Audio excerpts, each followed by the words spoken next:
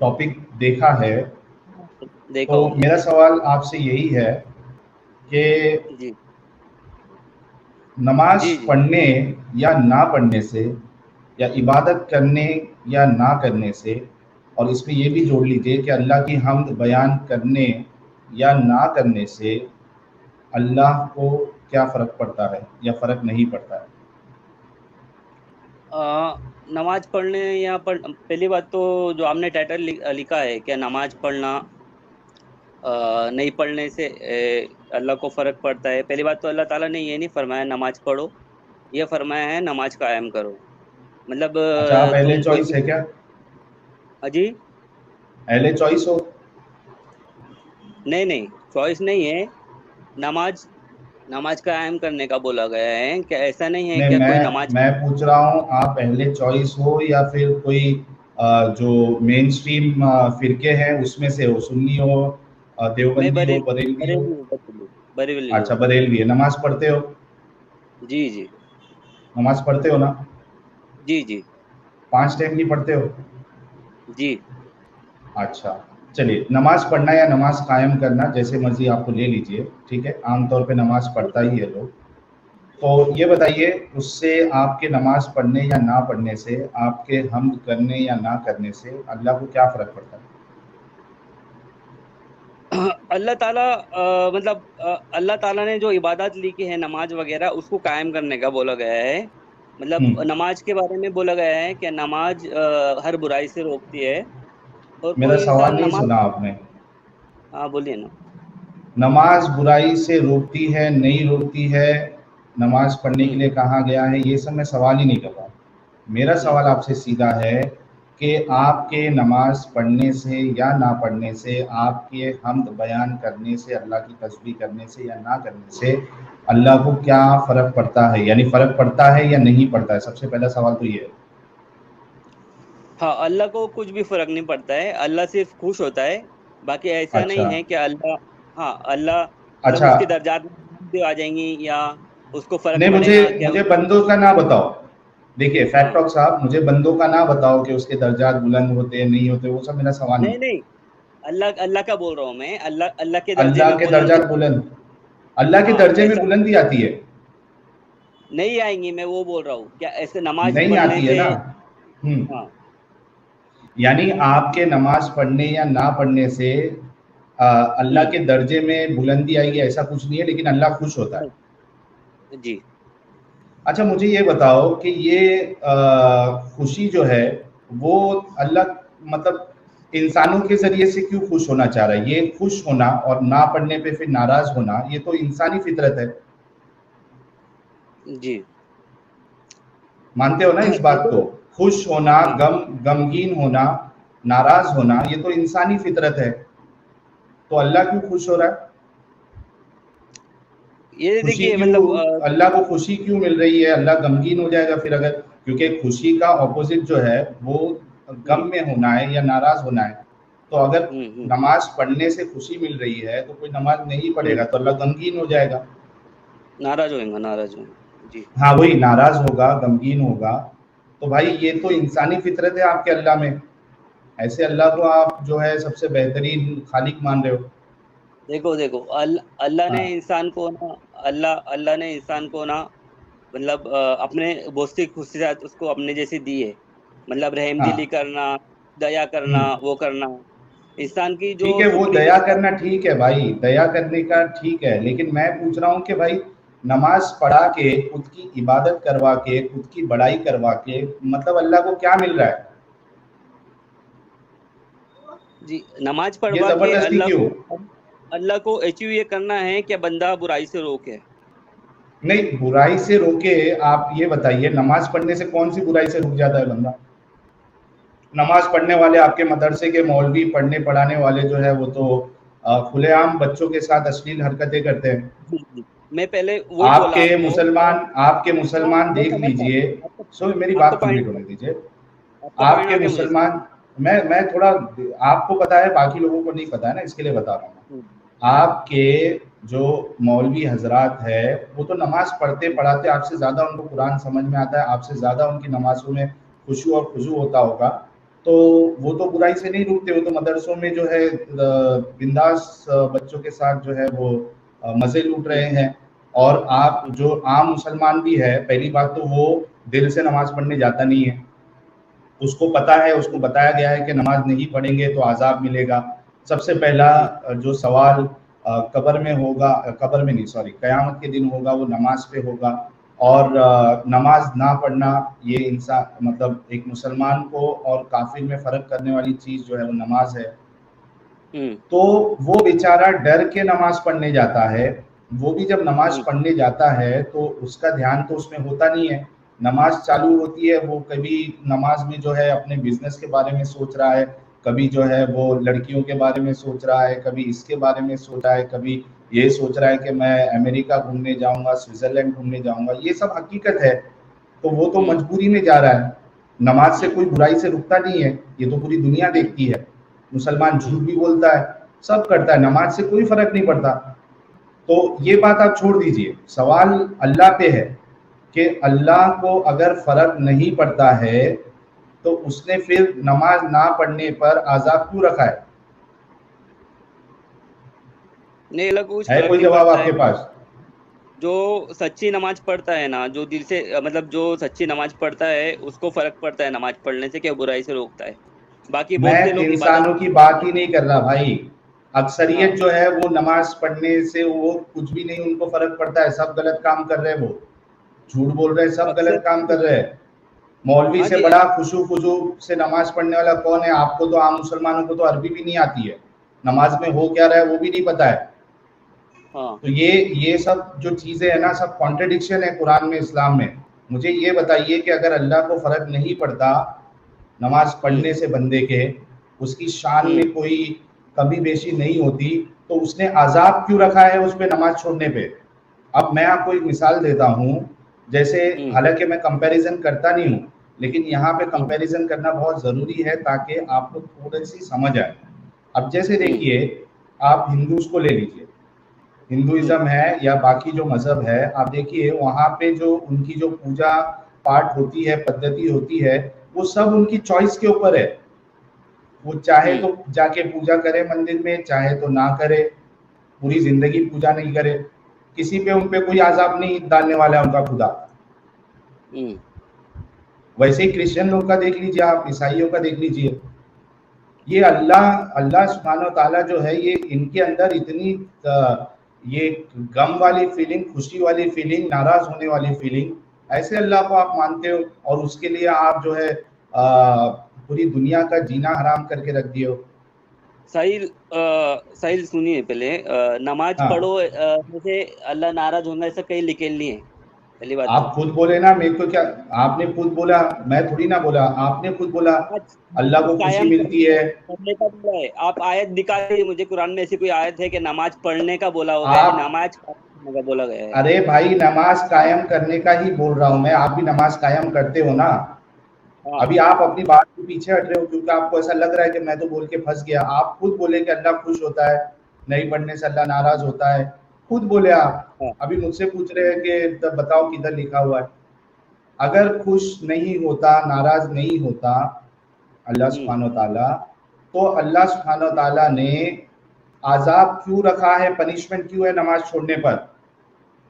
यहाँ तक कि कह दिया है, रसूलुल्लाह ने कहा है कि मुसलमान और काफिर में फर्क करने वाली चीज जो है वो नमाज है। और आपको पता है कि नमाज के ऊपर कितने बड़े बड़े फतवे हैं? ये देखिए मैं आपको बता देता हूँ ताकि लोगों के भी सामने आ जाए ये चीज कि नमाज के छोड़ने पे या नमाज को फर्ज ना मानने पे फतवे देखिए। हम्म, हर जगह सिर्फ मरने और मारने की बातें हैं।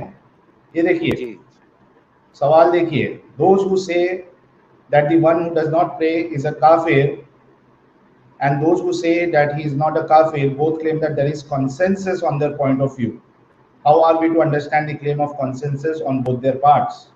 क्या लिखते हैं इस्लाम के वाले जो उलमा की टीम है?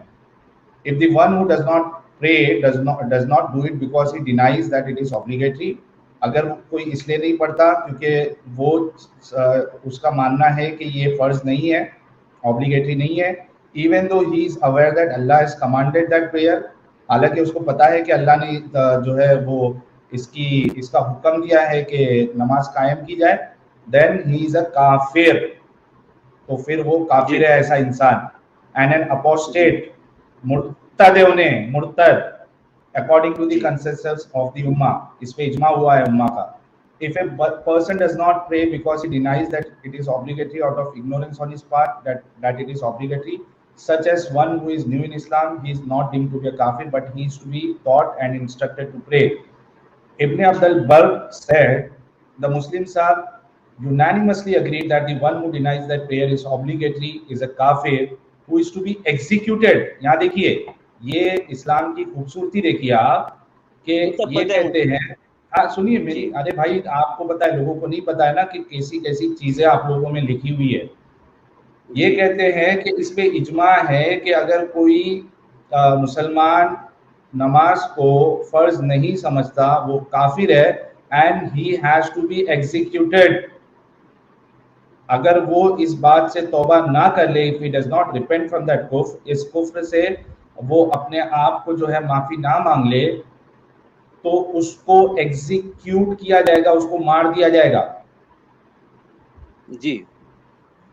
However, they differed concerning the one who affirms that it is obligatory but deliberately does not do it. अच्छा, जो समझता है कि फर्ज है लेकिन जानबूझ के नहीं पढ़ता, तो उसके लिए अलग मामला है।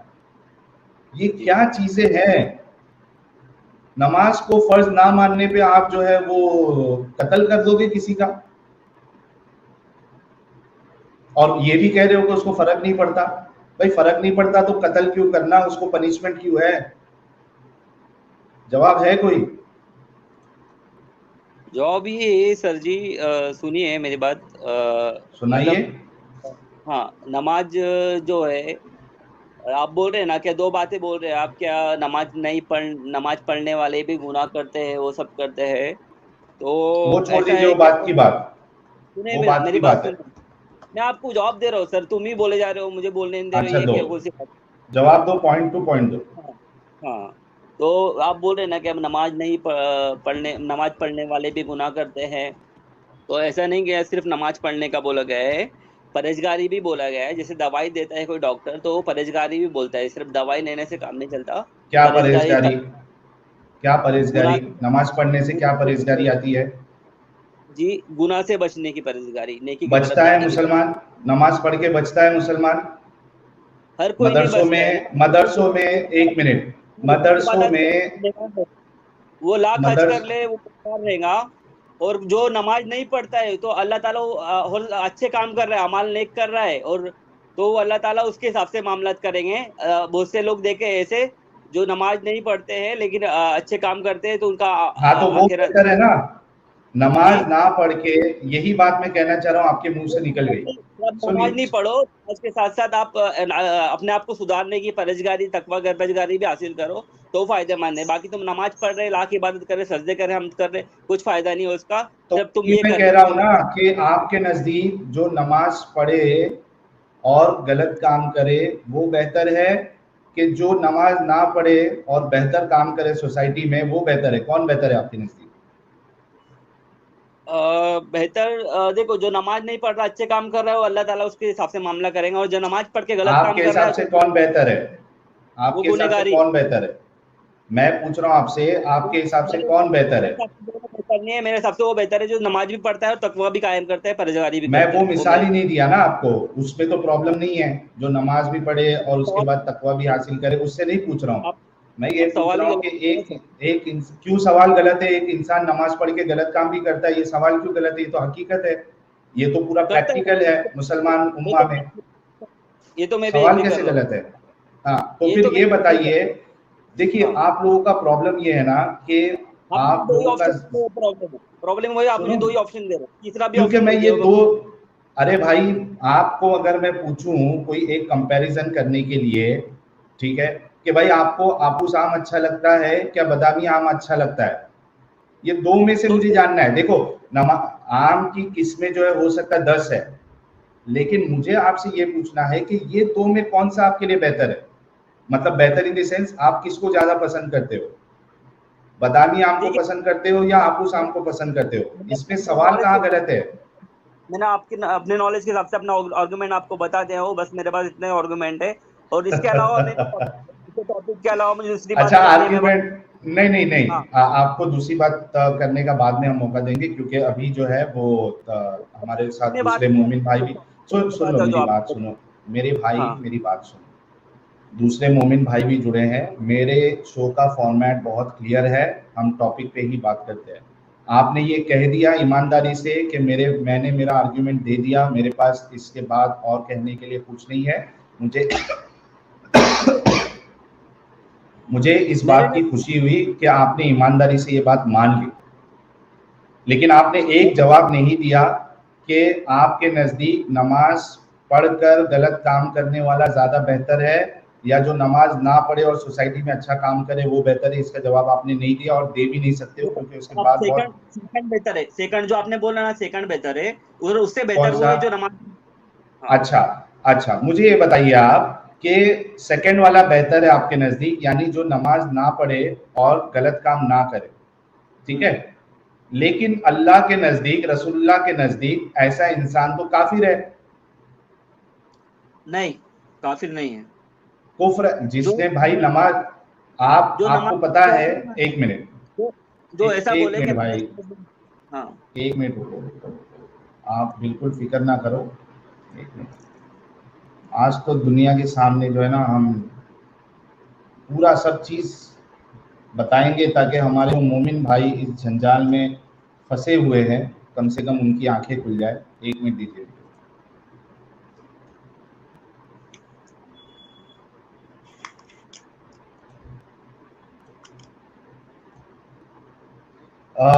बाकी जितने हमारे साथी हैं वो प्लीज़ वीडियो को लाइक और शेयर करें। बड़ा इम्पोर्टेंट, आसान और इम्पोर्टेंट टॉपिक है, और खुद देखिए आप कि इतने आसान से टॉपिक पे हमारे मोमिन भाइयों के पास कोई स्ट्रॉन्ग आर्ग्यूमेंट नहीं है, जिससे बिल्कुल ये साबित होता है कि जो पूरा इस्लाम ने जो अल्लाह का कॉन्सेप्ट बताया है, उसकी जो सिफत बताई है, वो पूरा ही एकदम ऐसा है ही नहीं कि ऐसे जो एंटिटी है उसको हम एक अच्छा खुदा माने। एक मिनट, ये मैं शेयर कर देता हूँ हमारे रोने वाले मौलवी साहब का, देखिए आप, एक मिनट रुकिएगा।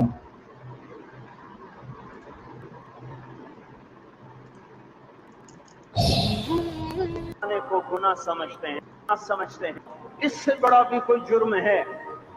जिना करने को गुनाह समझते हैं, नमाज का छोड़ देना जिना से बड़ा जुर्म है। क्या कहा हमारे तारिक, क्या नाम है इनका, मौलाना तारिक जमील साहब, जिना करने से बड़ा जुर्म जो है वो नमाज पढ़ना है। हमारे फैक्ट टॉक बोल रहे हैं कि नमाज ना पढ़ना है। हमारे फैक्ट टॉक साहब बोल रहे हैं कि एक इंसान नमाज ना पढ़े और वो अच्छा काम करे, वो बेहतर है नमाज पढ़ के बुरा काम करने से। और मौलवी हमारे साहब गलत। मौलाना तारिक जमील साहब कह रहे हैं कि जिना करने से बड़ा गुनाह का काम जो है वो नमाज छोड़ना है। आगे भी सुनिए, रुक जाइए। रिश्वत खाने को गुनाह समझते हैं, नमाज का छोड़ देना रिश्वत खाने से बड़ा जुर्म है। हाय हाय हाय हाय, रिश्वत खाने को बड़ा गुनाह समझते हैं, रिश्वत खाने से बड़ा जुर्म जो है वो नमाज का छोड़ना है। अपना झंडा चला ओहो, है। आगे भी देखते हैं, आगे भी देखते हैं, रुक जाओ यार, आज तो पूरी पोल पट्टी खुलेगी, रुक जाओ। कत्ल करना बड़ा गुनाह समझते हैं, नमाज का छोड़ देना कत्ल से बड़ा जुर्म है। ओ भाई, कत्ल करना बड़ा गुनाह समझते हैं, कत्ल करने से बड़ा गुनाह नमाज का छोड़ना है।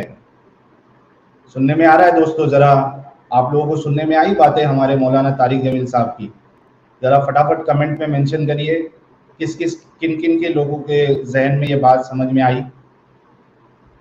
मौलाना तारिक जमील साहब, अरे भाई मैसेज मैसेज में बोलो समझ में आया है, नहीं समझ में आया? समझ में आया। देखिए ये खूबसूरती है इस्लाम की जो हम आपके सामने पेश करते हैं, और हमारे फैक्ट टॉक साहब का एक अलग ही चल रहा है। पहले तो वो जवाब दे नहीं रहे थे क्योंकि प्रॉब्लम यहाँ आ जाता है जवाब देते तो, लेकिन मौलाना तारिक साहब झूठ नहीं बोल सकते, इसलिए उन्होंने साफ साफ सच्ची सच्ची कहा है कि जिना से बड़ा गुनाह नमाज छोड़ना है, कत्ल करने से बड़ा गुनाह जो है वो नमाज छोड़ना है, रिश्वत लेने से बड़ा जुर्म जो है वो नमाज छोड़ना है। पता नहीं और कितनी लंबी लिस्ट है इनकी, देख लेते हैं। सजदे ही का तो इनकार किया था शैतान ने। शैतान ने कोई जिना किया था, कोई कत्ल किया था, कोई शराब पी थी। सजदे का ही तो इनकार किया था, कोई जिना किया था, कोई रिश्वत ली थी, किसी का कत्ल किया था इब्लीस ने। सजदे का तो इनकार किया था, सजदे का इनकार किया शैतान ने, और उसकी सजा में हम सब पे शैतान जो है वो मुसल्लत कर दिया गया, इब्लीस। करे सजदे का इनकार शैतान, और अल्लाह ने इजाजत दे दी इब्लीस को। इब्लीस कहता है कि मैं तेरे बंदों को भटकाऊंगा, ऊपर से, नीचे से, लेफ्ट से, राइट से, डायगनली। गुनाह को खूबसूरत बनाकर दिखाऊंगा, तो मुझे मोहलत दे दे। यानी आप सोचिए, इसको इस तरीके से समझिए कि एक रेपिस्ट है या एक मर्डरर है, ठीक है, वो जज के सामने आके कह रहा है, जज साहब, माय लॉर्ड, मुझे मोहलत दे दीजिए, मैं भोली भाली लड़कियों का बलात्कार करूंगा, मैं भोले भाले इंसानों का मैं कत्ल करूंगा, जैसे कि कन्हैया लाल का किया गया, मुझे मोहलत दे दे। मैं अपना कुर्ता सिलाने के बहाने जाऊंगा, उसको खूबसूरत बना के दिखाऊंगा ना, क्योंकि अब जैसे कोई इंसान जो है उसका बिजनेस है, और कोई उसको बिजनेस का अगर सामने वाला कस्टमर नजर आएगा तो उसके लिए वो खूबसूरती है ना, यानी कि भाई ये मेरा बिजनेस आएगा, वो खुश होगा। तो मैं इस तरीके से जाऊंगा, अगर कोई रेपिस्ट या कोई मर्डरर बोले जज के सामने कि मैं उनके सामने इस तरीके से जो है धोखे से जाऊंगा, जैसे कि मैं तेरा बिजनेस करने आया हूं, और मौका मिलते ही मैं उसका कत्ल कर दूंगा, किसी का रेप कर दूंगा, माय लॉर्ड, मुझे जो है मोहलत दे दे। और समझदार जज साहब जो है, जैसे नुपुर शर्मा के केस में बताया जज साहब ने कि पूरी जो वजह थी ये सारे दंगे की, माहौल खराब करने की, इसकी वजह नुपुर ही थी। तो उस तरीके से वो कोई जज साहब जो है अल्लाह की तरह वो मौका दे दे उस जालिम को, उस रेपिस्ट को, उस मर्डरर को, कि जा, मेरे बंदे अगर बच ना पाए तो मैं तुझे भी डालूंगा फांसी में, और जिसको जो तेरे बात में आ गए मैं उसको भी डालूंगा। क्या लॉजिक है भाई,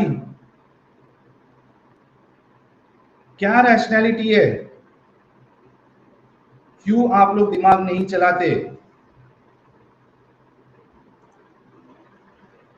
इब्लीस द शैतान, अरे ये इब्लीस साहब, आपकी तो बात हो रही थी यार, आप ही की तो बात हो रही थी, आप ही के चर्चे थे, कह रहे अल्लाह ने मुझे धोखा दिया है, सिर्फ फरिश्तों को बोला फरिश्तों को बोला था सजा। अच्छा, बहुत से लोग कह रहे हैं कि स्लो मोड ऑन कर दो, मुझे एक मिनट दीजिए, हमारे साथ बहुत सारे मुस्लिम भाई भी जुड़े हैं और मैं जानना चाहता हूँ किस तरीके की जलेबियां बनने वाली हैं। एक मिनट रुकिए, कोई हमारा एक्स मुस्लिम भाई भी जुड़ना चाहता है तो वो जुड़ सकता है बेखौफ। प्रीटी ह्यूमन जी भी अगर सुन रही हैं तो आप भी जुड़ सकती हैं। मैं जरा स्लो मोड ऑन कर दूं, जब तक फैक्ट टॉक साहब आप अपनी बात रखिए। फैक्ट टॉक साहब है या चले गए? अच्छा, फैक्ट टॉक साहब चले गए हैं क्योंकि, अच्छा ये कौन सा दे रहे हैं हमारा 657 का सही बुखारी, चलो ये भी फॉर्म देंगे 657। स्लो मोड तो ऑन कर दूं मैं। हमारे क्या नाम है इनका, ये भाई हमारे चले गए हैं क्योंकि उन्होंने पहले ही कह दिया था कि मेरे पास कोई आर्गुमेंट अभी बचा नहीं। मीनवाइल मैं स्लो मोड ऑन करता हूँ। दोस्तों ज़्यादा से ज़्यादा वीडियो को लाइक और शेयर करें यार, बहुत इंपॉर्टेंट टॉपिक है। क्योंकि बहुत से बार क्या होता है ना कि जो बड़े बड़े टॉपिक है वो लोगों को, मुसलमानों को समझ में नहीं आते हैं और वो कंफ्यूज होके उनको लगता है कि ये समझ में नहीं आ रहा, हो सकता है इस्लामी सही है। लेकिन इस तरीके के जो टॉपिक है ये काफ़ी इम्पोर्टेंट है, बड़े आसान है समझने के लिए और इजीली इस्लाम को डिबंक किया जा सकता है इस तरीके के टॉपिक से। ये देखिए एक हदीस भी आ गई, the prophet said no prayer is heavier upon the hypocrites than the फजर एंड द इशा prayers and if they knew what is in them they would have attended them even if it was crawling. Certainly I felt the urge to order the muaddin so that he would pronounce Iqama, then order a man to lead the people in prayer, then take a flame of fire so that I burn the houses upon those who had not left for the prayer yet. यार कितनी खतरनाक हदीस है। रसूलुल्लाह कहते हैं कि जो मुनाफिक होते हैं उनके लिए फजर और इशा की नमाज जो है वो भारी रहती है। और जाहिर सी बात है कि आपको अगर इस तरीके से अगर नापा जाए तो अक्सर मुसलमानों को जो है वो फजर की नमाज जो भारी पड़ती है। मुसलमान कोई भी मस्जिद में आप चले जाइए, फजर की नमाज में आपको एक सब भी मुश्किल से भरती नहीं। तो इनके नज़दीक तो सारे ही मुनाफिक ही है। फ्री गाइड जी आपका बहुत बहुत शुक्रिया सुपर स्टिकर के लिए, और इंडियन एग्नोस्टिक आपका शुक्रिया। अच्छा, उसमें ये तो ठीक है, मुनाफिक के बारे में बताया गया और रसूलुल्लाह कहते हैं कि कोई अगर जमात से नमाज ना पढ़े तो मेरा दिल करता है कि मैं इनके घरों पे जो है आग लगा दूं। सोचिए आप। चलिए, जाकिर हुसैन साहब हमारे साथ जुड़े हैं। जाकिर साहब आपका इस्तकबाल है। जाकिर साहब अनम्यूट कर लीजिए आप प्लीज। हाँ, गुड इवनिंग साहिल भाई, कैसे हैं आप? मैं फर्स्ट क्लास। जाकिर सर आप कैसे हैं? बस बढ़िया है, एकदम फर्स्ट क्लास। साहिल भाई, आपने जो टॉपिक रखा है कि खुदा को क्या फर्क पड़ेगा अगर नमाज नहीं पढ़ेगा कोई, क्या नमाज पढ़ने से खुदा। हाँ, मैं मुस्लिम, नाम से तो मुस्लिम लग ही रहूंगा ना आपको। हाँ, नाम से लग रहे हो, लेकिन मतलब अगर एक्स मुस्लिम है तो आप बोल दीजिए मैं एक्स मुस्लिम हूँ और उसके बाद अपनी बात आप रख सकते हैं, कोई इशू। मैंने पहले ही कहा था कि मुस्लिम और एक्स मुस्लिम दोनों जुड़ सकते हैं। हाँ नहीं, I don't believe in all this. ये जो नमाज वमाज में है, मैं नहीं बिलीव करता हूँ। मैं आपसे जो आपने सवाल पूछा उसका जवाब दे जी जी कि नमाज ना पढ़ने से खुदा को क्या फर्क पड़ेगा। ये खुदा का एग्जिस्टेंस जो है ना वो खत्म हो जाएगा, खुदा का एग्जिस्टेंस खत्म हो जाएगा। अगर आप नमाज नहीं पढ़ेंगे तो खुदा का एग्जिस्टेंस क्या है, फिर बताइए मुझे। आप कुछ है? exactly. अगर बहुत जबरदस्त। अगर 5 वक्त की नमाज ना पढ़े, या ये मैं कह रहा हूँ कि 1 वक्त की भी पढ़े या ना पढ़े, तो उसके एग्जिस्टेंस में कमी तो आएगी ना। यही रीजन है। इसको मैं इस तरीके से बोलना चाहूंगा जाकिर सर कि खुदा का एग्जिस्टेंस ही इंसानों की वजह से। यस एग्जैक्टली, मतलब खुदा का एग्जिस्टेंस वो अगर आप नमाज नहीं पढ़ेंगे एग्जिस्टेंस खत्म हो जाएगा ना। The very moment you stop praying he will be finished.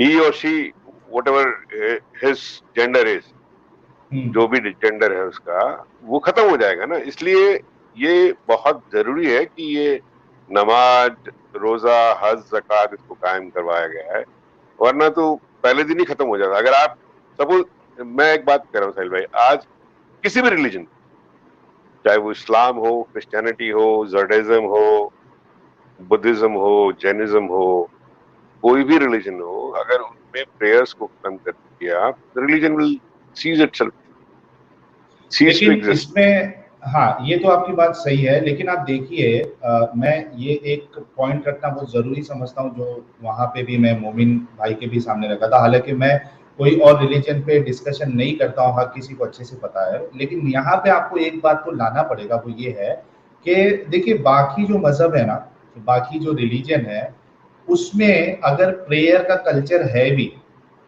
ठीक है, वो कंपलसरी नहीं है। यानी एक इंसान की चॉइस है कि वो जाके चाहे तो पूजा पाठ कर ले या चर्च में चला जाए, ना जाए, कंपलसरी नहीं है, उनके जो खुदा है वो कंपलसरी नहीं रखे कि यहाँ पे आओगे तो ही मैं तुम मेरे बंदे हो या तुम मेरे जो भी हो क्रिएशन हो, वरना फिर तुमको मैं सजा दूंगा। वहां पे बाकी लोगों के पास ये सब कॉन्सेप्ट नहीं है।